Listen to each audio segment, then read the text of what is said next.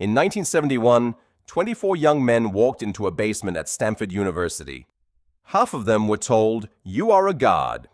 Half of them were told, "You are a prisoner." Nobody touched them. Nobody trained them. Nobody told them how to act.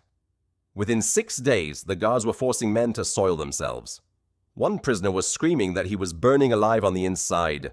The man running the experiment had to be told by someone outside it to stop. It became one of the most famous psychology studies ever taught. Proof that any of us, given a uniform and a little bit of power, could become a monster. There's just one problem.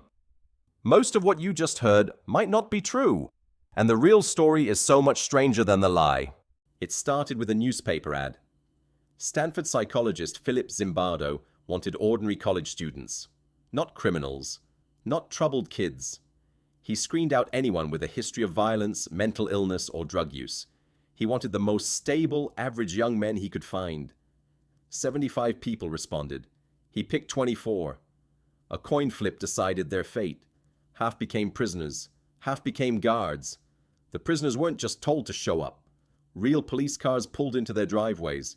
They were arrested in front of their neighbors, charged with armed robbery, fingerprinted at the actual Palo Alto police station, then blindfolded and driven to Stanford's basement, which had been converted into a fake jail. The guards were given a uniform, mirrored sunglasses so no one could see their eyes, a wooden baton, and exactly 3 rules. Don't let anyone escape, keep order, and don't hit anyone. That was it. No training, no instructions on how to be a guard. Zimbardo just wanted to see what would happen when you put a normal person in a costume and gave them power over another normal person who had none. The study was supposed to run for 2 weeks. Day 1 was almost boring. The prisoners, now stripped of their names and known only by numbers stitched onto smocks, mostly just sat around. The guards, unsure of themselves, mostly just watched. It looked like nothing was going to happen at all. Then day 2 arrived, and the prisoners decided to fight back. The prisoners barricaded their cell doors with their beds. They ripped the numbers off their smocks and started shouting at the guards. It was meant to be a small act of defiance. The guards' response was anything but small. They called in backup from an off-duty shift, pulled the beds away, sprayed the prisoners down with a fire extinguisher to force them back, and dragged them out of their cells. The ringleaders were stripped naked and thrown into solitary confinement, a converted closet they called the Hole. From that moment on, something shifted. The guards realized they could do whatever they wanted to maintain control, and no one was going to stop them. They started dividing the cells. One cell got privileges, better food, real beds. The other 2 got punished for nothing at all. Prisoners started turning on each other. Trust collapsed within 48 hours. Prisoner 8612 started screaming. He said he was burning up inside. He said he couldn't take another night. A researcher pulled him out and released him from the study, just 36 hours in. For decades, this was the moment everyone pointed to.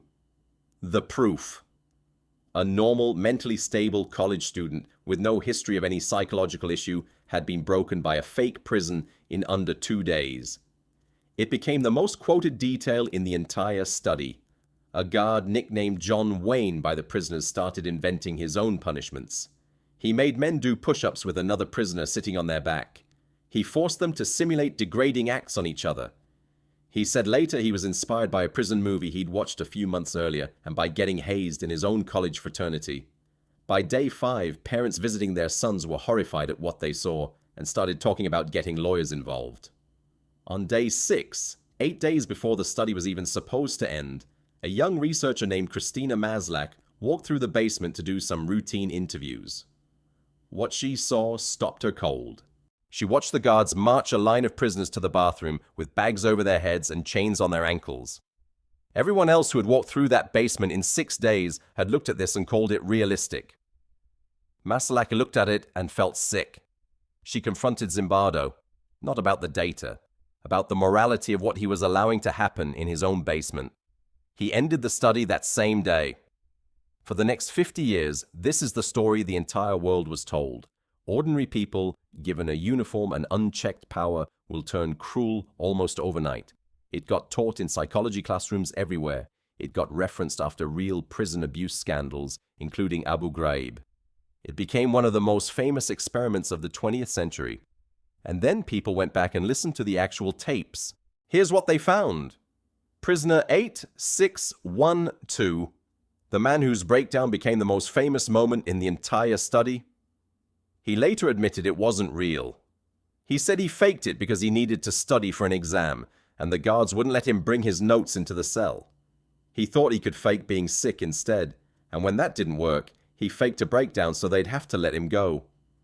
The guard nicknamed John Wayne, the one who supposedly spiraled into cruelty on his own. Recordings later surfaced of Zimbardo's own staff coaching the guards beforehand, encouraging them to be tougher, telling them the study needed more tension to produce real results.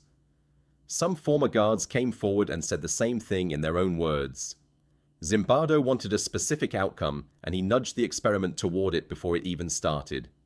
So the question everyone had been asking for 50 years was the wrong question.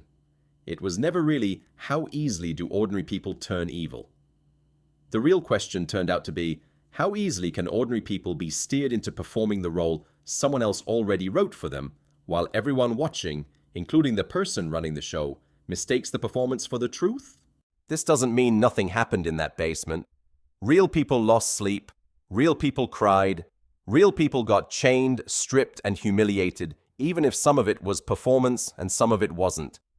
It means something more uncomfortable than the original story. We didn't need an evil switch hidden inside ordinary people to explain what happened. All it took was an authority figure with a hypothesis he badly wanted to be true, a handful of college students who picked up on what he wanted without being told outright, and absolutely no one in the room willing to say stop until someone from outside finally walked in. That is arguably scarier than the original story, not less. It means the danger was never some hidden monster waiting inside regular people. The danger was an environment with no accountability, an authority figure chasing a conclusion, and a group of people quietly giving him what he wanted because that is what the room seemed to demand. It is the same mechanism behind cults, corporate scandals, and atrocities throughout history. Nobody needs to be secretly evil. They just need a convincing enough room.